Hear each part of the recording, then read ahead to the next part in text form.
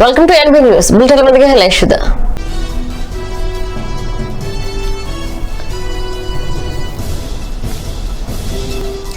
అవినీతి నిరోధక చర్యలపై సమీక్షలో ముఖ్యమంత్రి వైఎస్ జగన్.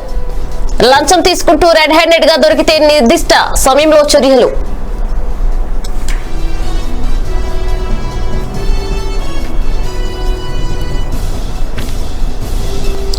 వరదలతో ప్రజలు అల్లాడుతున్నారన్న చంద్రబాబు.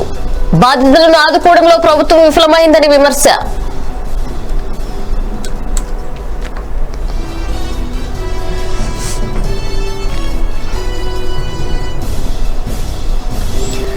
పట్టణాభివృద్ధి నిధులు విడుదల చేయాలి. ఉడాన్ పథకంలో వరంగల్లో చేర్చాలన్న కేటీఆర్.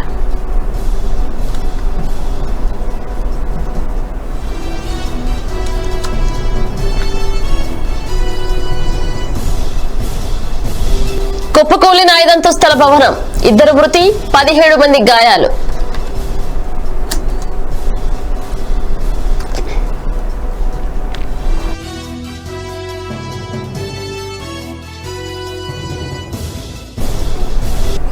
వివరాల్లోకి వెళితే రాష్ట్రంలో కరోనా వైరస్ మహమ్మారి విజృంభణ కొనసాగుతూనే ఉంది. వరుసగా 2 రోజులు 2000కు పైగా కేసులు నమోదయ్యాయి. గడిచిన 24 గంటల్లో కొత్తగా 2579 కరోనా పాజిటివ్ కేసులు నిర్ధారణ అయినట్లు వైద్య ఆరోగ్య శాఖ తెలిపింది. కేవలం హైదరాబాద్ మున్సిపల్ కార్పొరేషన్ పరిధిలోనే 295 నమోదయ్యాయి. ఇప్పటి వరకు రాష్ట్రంలో 1,08,670 పాజిటివ్ కేసులు నిర్ధారణ కాక వైరస్ ప్రభావంతో ఇవాళ 9 మంది మృతి చెందగా మొత్తం మరణించిన వారి సంఖ్య 770కి చేరింది. ఇవాళ 1772 మంది వైరస్ బారి నుంచి కోలుకుని ఇళ్లకు వెళ్లగా మొత్తం 84,163 మంది డిశ్చార్జ్ అయ్యారు. మరో 23,737 మంది దవాఖానాల్లో చికిత్స పొందుతున్నారు. ఇంట్లో ఐసోలేషన్ కేంద్రాల్లో 17,226 మంది ఉన్నారు.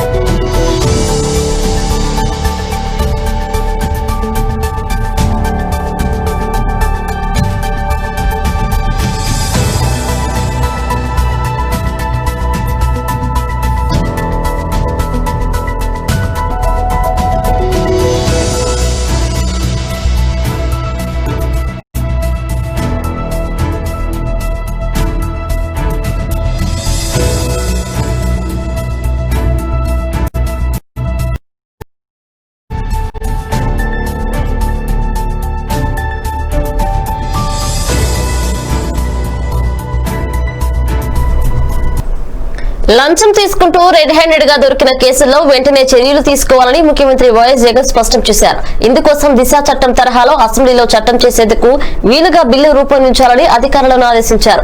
కొన్ని కేసుల విచారణ 25 ఏళ్లుగా సాగుతుంటే అవినీతి కేసుల విషయంలో సీరియస్ గా లేమనే సంకేతాలు వెళ్లాయని అన్నారు. ఎట్టి పరిస్థితుల్లో అవినీతి ఉండకూడదని, కూకటి వేళ్లతో సహా పికిలించాల్సిందేనని స్పష్టం చేశారు. అవినీతి నిరోధానికి తీసుకున్న చర్యలు 14,400 కాల్ సెంటర్ కు కేబినెట్ సబ్ కమిటీ నివేదిక, ఐఎంఎం అహ్మదాబాద్ నివేదిక, రివర్స్ ట్రెండింగ్, జ్యుడిషియల్ ప్రివ్యూ తదితర అంశాలపై సోమవారం ఆయన తన క్యాంప్ కార్యాలయంలో సమగ్ర సమీక్ష నిర్వహించారు సీఎం జగన్.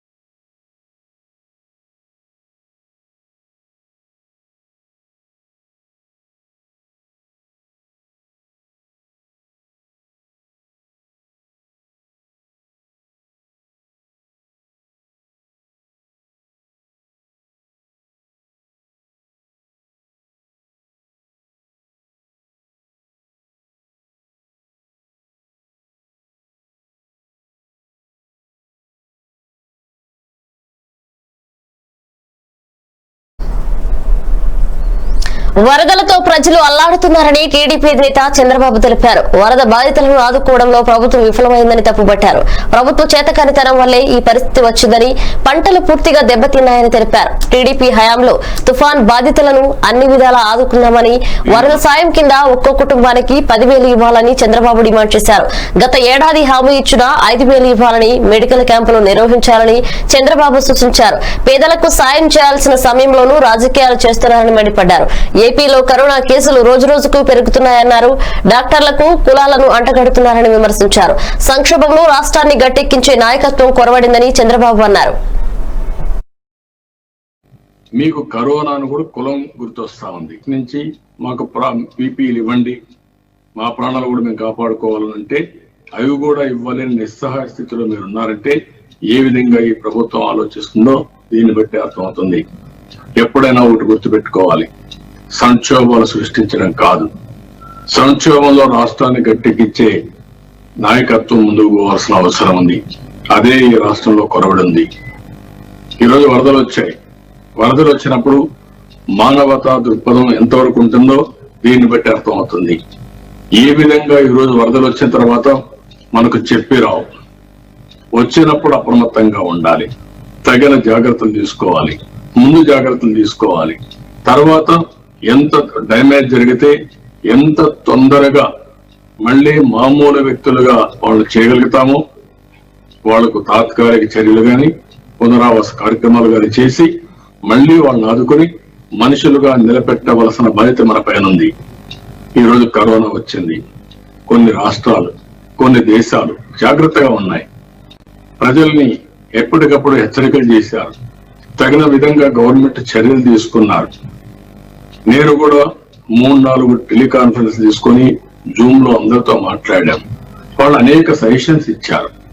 ఏ విధంగా సమర్థవంతంగా మనం పనిచేయాలి, ప్రజల్ని ఏ విధంగా చైతన్యవంతులు చేయాలి, కరోనా వైరస్ లో ఎవరైతే పనిచేస్తున్నారో ఫ్రంట్ లైన్ వారియర్స్ ఎవరైతే ఉన్నారో వాళ్ళని ఎట్లయితే ప్రొటెక్ట్ చేయాలి, హాస్పిటల్లో ఉండే బెడ్ స్ట్రెంగ్త్ గాని మనకుండే వెంటిలేటర్స్ గాని సమర్థవంతంగా రేషనలైజేషన్ ఏ విధంగా చేసుకోవాలి, వీళ్ళకు ఆర్థిక ఇబ్బందులు వచ్చాయి, చాలా మందికి ఉపాధి పోయింది, వాళ్ళని ఏ విధంగా ఆలోచించాలో ఆలోచించకుండా ఎంత సమయమైన మీ దృష్టి అంతా విధ్వంసం పైన ఉంది. నేను అందుకనే మీరు ఒక్కసారి చూస్తే ఇప్పటికి అమరావతి పైన 5 ప్రెస్ కాన్ఫరెన్స్ పెట్టారు. ఇది 6వ ప్రెస్ కాన్ఫరెన్స్.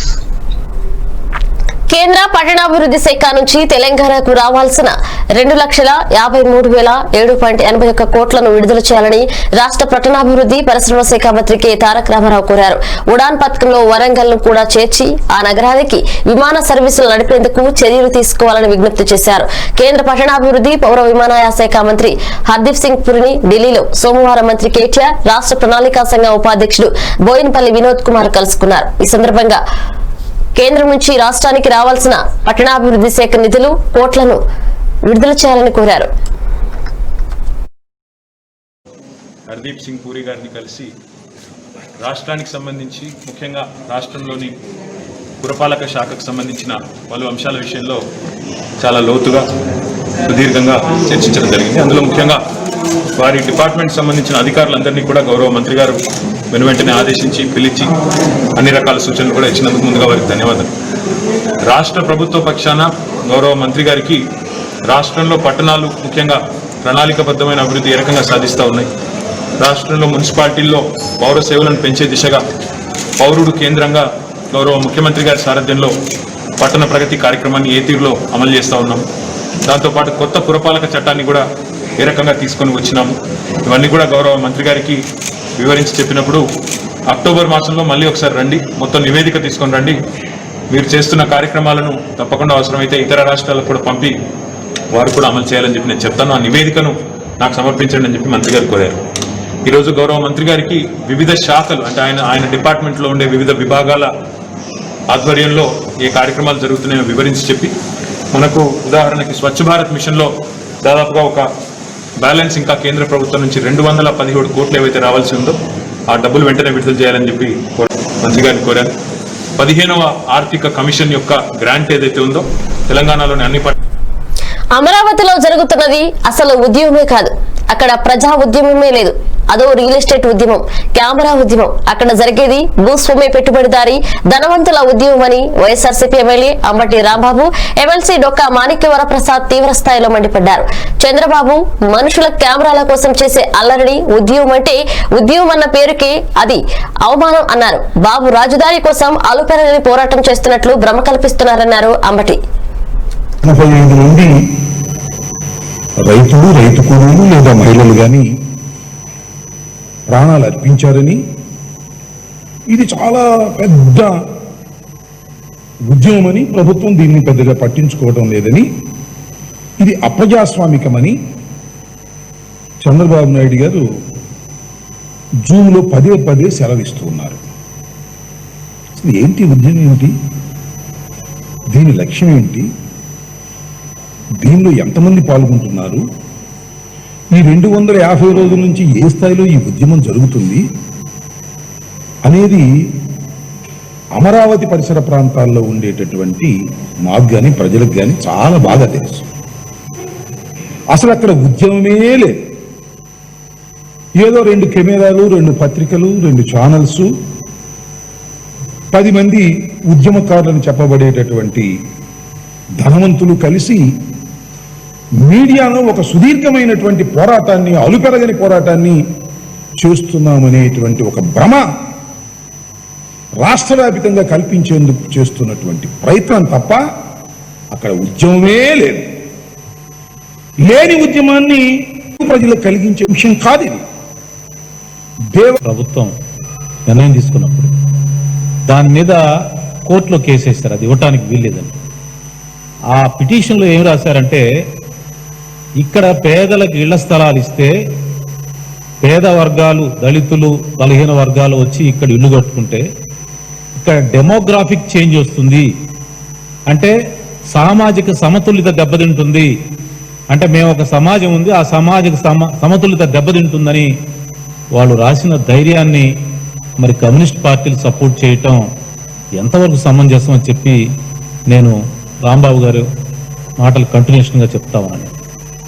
ఇల్లు స్థలాలు కావాలి, పేదలకు భూములు పంచాలి, పేదల వర్గాలకి ఇళ్ల స్థలాలు ఇవ్వండి అని కమ్యూనిస్ట్ పార్టీలు ఉద్యమాలు చేస్తూ ఉంటే వాటిని చూసి ఆనందించిన వాళ్ళం, వాళ్ళని వెనకేసుకొచ్చిన వాళ్ళం పేదవాళ్ళం మేమైతే, ఇళ్ల స్థలాలు ఇవ్వటానికి వీల్లేదు, ఇక్కడ ఇళ్ల స్థలాలు ఇస్తే సామాజిక సమతుల్యత దెబ్బతింటుందని కోర్టులకు వెళ్ళారంటే అది నిజంగా అది SC/ST కేసు కింద బుక్ చేయాలి. వాళ్ళు దెబ్బతింటుంది, డెమోగ్రాఫిక్ చేంజ్ వస్తుంది అని అన్నందుకు, ఆ మాట అందుకు కోర్టు సువమోటిగా వాళ్ళ మీద SC/ST కేసు పెట్టాల్సింది పోనిచ్చి, కమ్యూనిస్టులు కొందరు చాలా శోచనీయం దాన్ని సపోర్ట్ చేస్తున్నారంటే ఇళ్ల స్థలాలు. సోనియా గాంధీ, రాహుల్ గాంధీ నాయకత్వం కాంగ్రెస్ కు అవసరమని CLP నేత బట్టి విక్రమార్క అభిప్రాయపడ్డారు. సోనియా కాంగ్రెస్ ను ఏకతాటిపై నడిపి అధికారంలోకి తీసుకొచ్చారని, ప్రధాని మంత్రి పదవులకు దూరంగా ఉండి రాహుల్, సోనియా సేవ చేశారని తెలిపారు. సోనియా, రాహుల్ నాయకత్వానికి మద్దతుగా ఉంటామని బట్టి చెప్పారు. కాంగ్రెస్ శ్రేణులు సోనియా, రాహుల్ నాయకత్వాన్ని కోరుకుంటాయని ఎమ్మెల్సీ జీవన్ రెడ్డి తెలిపారు. అంతర్గతంగా సూచనలు చేయకుండా బహిరంగ లేఖలు రాయడం సరికాదని, అవకాశం ఉన్నా కూడా సోనియా, రాహుల్ పదవులు తీసుకోలేదని జీవన్ రెడ్డి పేర్కొన్నారు. ఇటువంటి లేఖలు రాయటం, ఆ లేఖల ద్వారా కాంగ్రెస్ పార్టీ భయపడుతుంది, ఇన్సెక్యూర్డ్ గా ఉందనేటువంటి భావాన్ని స్ప్రెడ్ చేసి పార్టీని బలహీనపరచాలనేటువంటి ఆలోచన చేయటం సరైనది కాదని CLP చాలా స్పష్టంగా నమ్ముతా ఉంది. కాంగ్రెస్ పార్టీ సోనియా గాంధీ గారి, రాహుల్ గాంధీ గారి యొక్క నాయకత్వాన్ని కోరుకుంటుందని తెలియజెప్తూ, ఇటువంటి పరిస్థితులలో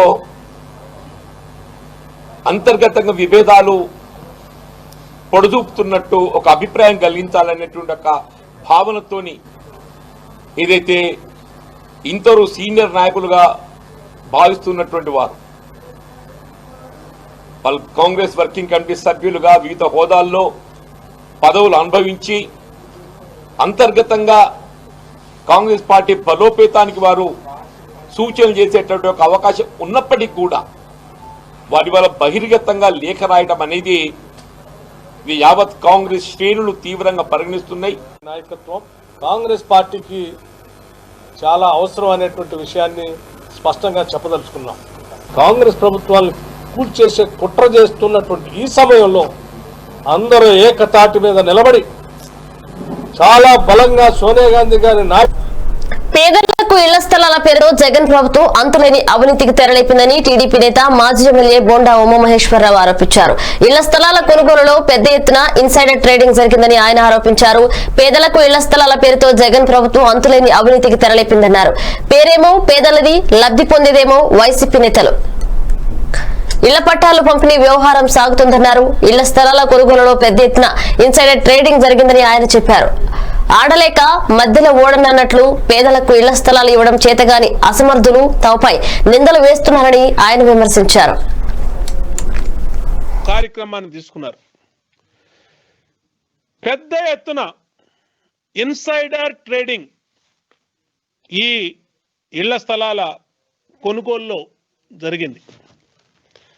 రాష్ట్రంలో 175 నియోజకవర్గాల్లో ఎక్కడైతే ప్రభుత్వం పేదవాళ్ళకి ఇళ్ల స్థలాలు పేర్లు ఇస్తే ఇళ్ల స్థలాలని చెప్పి భూములు కొన్నారో సుమారు 14,000 ఎకరాలు ప్రైవేటు వ్యక్తుల నుంచి సేకరించారో ఈ సేకరించినటువంటి భూమి మొత్తం కూడా వైఎస్ఆర్ కాంగ్రెస్ పార్టీ నాయకులది, ఎమ్మెల్యేలు, మంత్రులు వాళ్ళ బినామీ పేర్లతో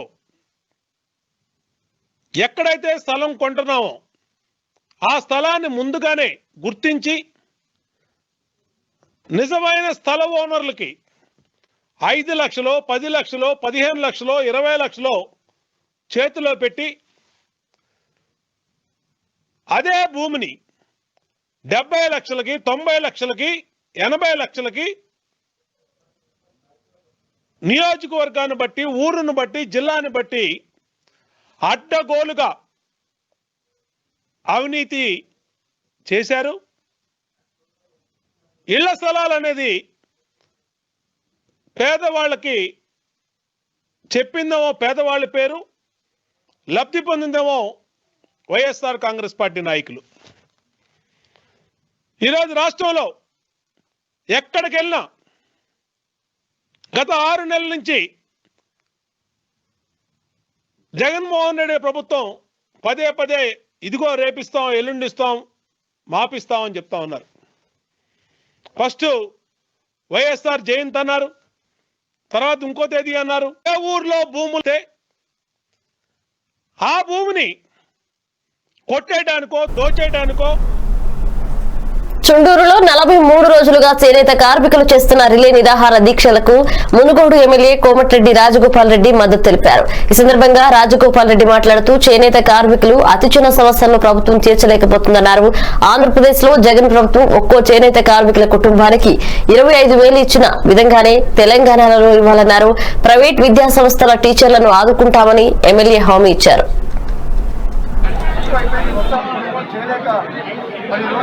వాళ్ళకి చేతిలో పని లేక వాళ్ళు ఈరోజు వాళ్ళ పుట్టి కూడా లేక ఈరోజు ప్రభుత్వం ఇచ్చే సొమ్ము సరిపోక బియ్యంతో ఆకలితో చనిపోతుంది. కాబట్టి ఇప్పటికైనా ప్రభుత్వం వెంటనే ఈ చేనేత కార్మికుల సమస్యల మీద స్పందించి వాళ్ళు ఆల్రెడీ నేర్చిన వస్త్రాన్ని ప్రభుత్వమే కొనుగోలు చేయాలని చెప్పేసి అదేవిధంగా ప్రతి చేనేత కుటుంబానికి కూడా ఏపీ ప్రభుత్వం వైఎస్ జగన్మోహన్ రెడ్డి గారు ఇచ్చినప్పుడు ప్రతి కుటుంబానికి 25,000 రూపాయలు వెంటనే విడుదల చేయాలని చెప్పేసి కూడా ప్రభుత్వాన్ని. సోనియా గాంధీ కాంగ్రెస్ పార్టీ అధ్యక్షురాలిగా మరికొంతకాలం కొనసాగనున్నారు. లోక్సభ ఎన్నికల తర్వాత రాహుల్ గాంధీ అధ్యక్ష బాధ్యతల నుంచి తప్పుకున్న నేపథ్యంలో తాత్కాలిక అధ్యక్షురాలిగా బాధ్యతలు స్వీకరించిన సోనియా ఆ బాధ్యతల్లో కొనసాగేందుకు ఆసక్తి వ్యక్తం చేసిన మరో మార్గం లేకపోయింది. ఢిల్లీలో జరిగిన సిడబ్ల్యూసీ సమావేశంలో కొత్త నాయకత్వంపై ఏ నిర్ణయం తీసుకోకపోవడంతో సోనియానే తాత్కాలిక అధ్యక్షురాలిగా కొనసాగనున్నారు. దీనిపై పార్టీ జాతీయ ప్రధాన కార్యదర్శి కేసీ వేణుగోపాల్ మాట్లాడుతూ కొత్త అధ్యక్షుడిని ఎన్నుకునే వరకు సోనియానే అధ్యక్షురాలిగా కొనసాగాలని సీనియర్లు కోరారని వెల్లడించారు. ఢిల్లీలో సిడబ్ల్యూసీ సమావేశం 7 గంటల పాటు జరిగిందని తెలిపారు. 23 మంది సీనియర్లు రాసిన లేఖపై సిడబ్ల్యూసీ చర్చించిందని, సంస్థాగత మార్పుపై నిర్ణయం తీసుకునేందుకు సోనియాకు సిడబ్ల్యూసీ పూర్తి అధికారం ఇచ్చిందని వివరించారు. సిడబ్ల్యూసీ నుంచి సామాన్య కార్యకర్త వరకు అందరూ రాహుల్ నాయకత్వాన్ని కోరుతున్నారని కేసీ వేణుగోపాల్ స్పష్టం చేశారు. అటు కాంగ్రెస్ అధికార ప్రతినిధి సూర్జేవాలా మాట్లాడుతూ కాంగ్రెస్ అనేది పెద్ద కుటుంబం అని, భేదాభిప్రాయాలు సహజమని అన్నారు. లేఖ రాసిన నేతలపై ఎలాంటి కోపం లేదని సోనియా చెప్పారని వెల్లడించారు.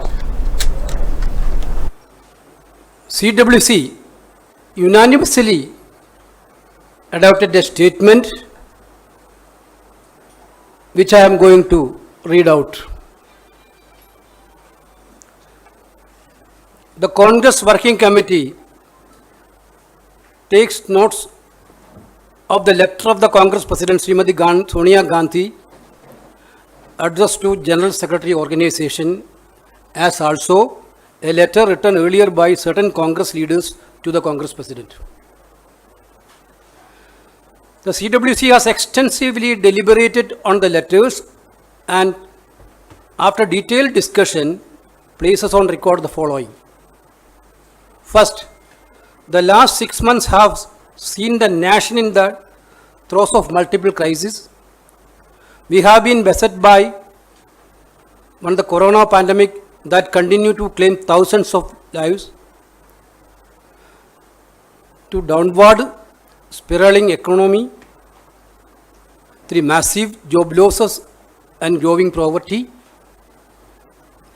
and 4 brazen aggression into and occupation of Indian territory by the Chinese. Second, her leadership has ranked Indian democracy, pluralism and diversity by the Modi government. కేంద్రం చేపడుతున్న పథకాలను ప్రధాని మోదీ ప్రకటించిన ఆత్మనిర్భర్ భారత్ స్ఫూర్తిని రాష్ట్రంలోకి తీసుకువచ్చేందుకు బీజేపీ త్వరలోనే విస్తృత కార్యక్రమాలు చేపడుతుందని, తాము ప్రజల వద్దకు వెళ్తామని ఆ పార్టీ రాజ్యసభ సభ్యుడు జీవీఎల్ నరసింహారావు అన్నారు. ప్రజలు నేడు ఇలాంటి రాజకీయాలనే కోరుకుంటున్నారని తెలిపారు. కానీ తెలుగు రాష్ట్రాల్లో రాజకీయాలు భిన్నంగా ఉన్నాయని వ్యాఖ్యానించారు ఆయన. కాంగ్రెస్ పార్టీ ఏపీలో పూర్తిగా తుడిచిపెట్టుకుపోయిందని పేర్కొన్నారు. జాతీయ స్థాయిలో ఆ పార్టీ ఏ విధంగా పతనం చెందుతుందో అంతకు రెట్టింపు వేగంతో తెలంగాణలో కనుమరుగయ్యే ప్రమాదంలో పడిందని అభిప్రాయపడ్డారు. కాబట్టి తెలంగాణలో ఖచ్చితంగా బీజేపీనే ప్రత్యామ్నాయంగా ఎగబడుతుందని వెల్లడించారు. ఇక కాంగ్రెస్ పార్టీకి ఉన్న దుర్లక్షణాలు ఏవైతే ఉన్నాయో అవన్నీ పుణికి పుట్టుకొచ్చిన పార్టీ తెలుగుదేశం పార్టీ అని విమర్శించారు. ఏపీలో అధికారంలోకి లేని పార్టీ అని, కుటుంబ రాజకీయాలతో ప్రజల్లో చెడ్డ పేరు తెచ్చుకున్న పార్టీ అని వ్యాఖ్యానించారు. మళ్ళా అధికారంలోకి వస్తారన్నటువంటి ఏమాత్రం అవకాశం కానీ కాన్ఫిడెన్స్ కానీ లేకపోవటం, సరైన నాయకత్వం లేకపోవటం, అలాగే ఎలాగైతే సోనియా గాంధీ మరి ఆవిడ కొన్ని సంవత్సరాలుగా దాదాపుగా కొద్ది సంవత్సరాలుగా రాజకీయాలకి మరి డైరెక్ట్ రాజకీయాలకి దూరంగా కనిపిస్తున్నారో, చురుగ్గా కనిపించడం లేదు. అదే పరిస్థితి చంద్రబాబు నాయుడు గారిలో రాజకీయంలో కూడా కనిపిస్తోంది.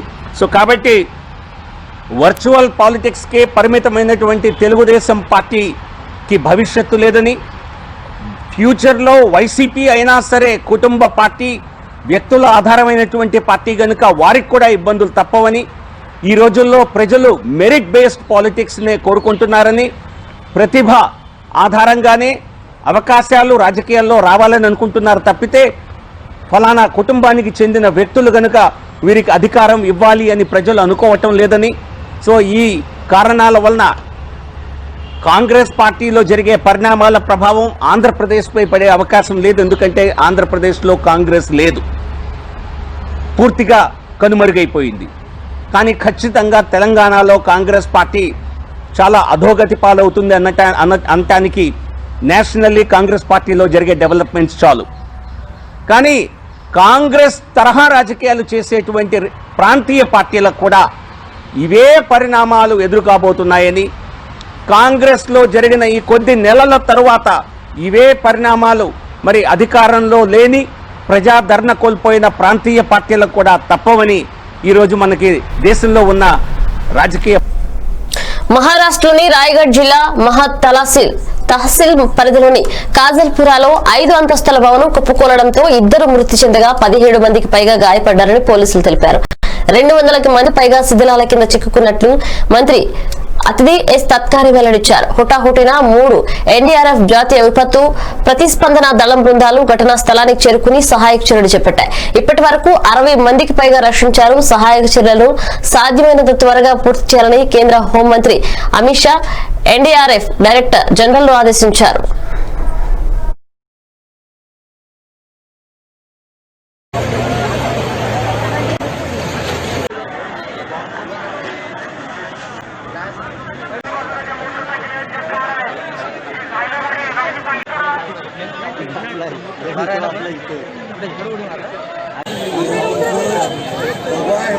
समोरच्या घरात आम्ही आतमध्ये सगळे त्यांना नको घेऊ बिल्डिंग घे तू.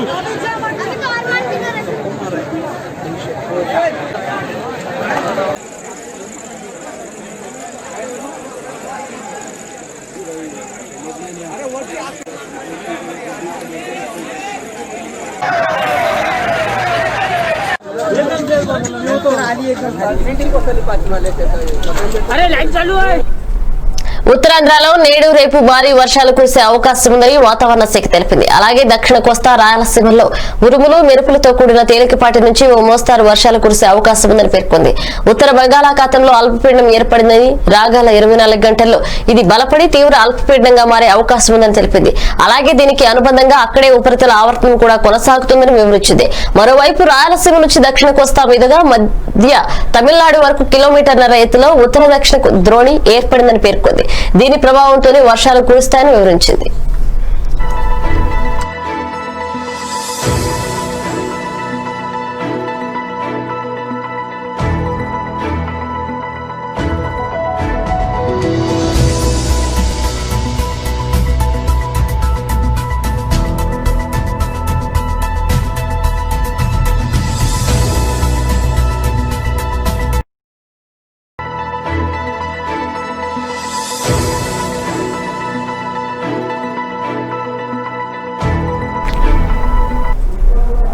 బులెటిన్ ముగించే ముందు హెడ్లైన్స్ మరోసారి చూద్దాం.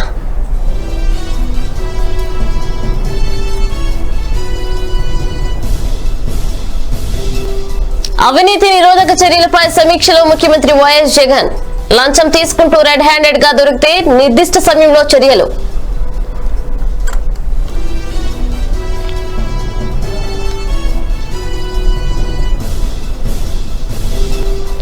వరదలతో ప్రజలు అల్లాడుతున్నారన్న చంద్రబాబు. బాధితులను ఆదుకోవడంలో ప్రభుత్వం విఫలమైందని విమర్శ.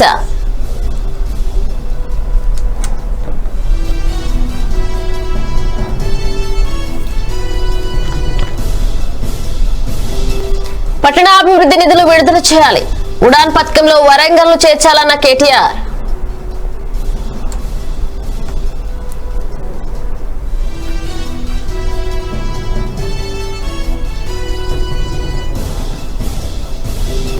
కుప్పకూలిన 5 అంతస్తుల భవనం, 2 మృతి, 17 మందికి గాయాలు.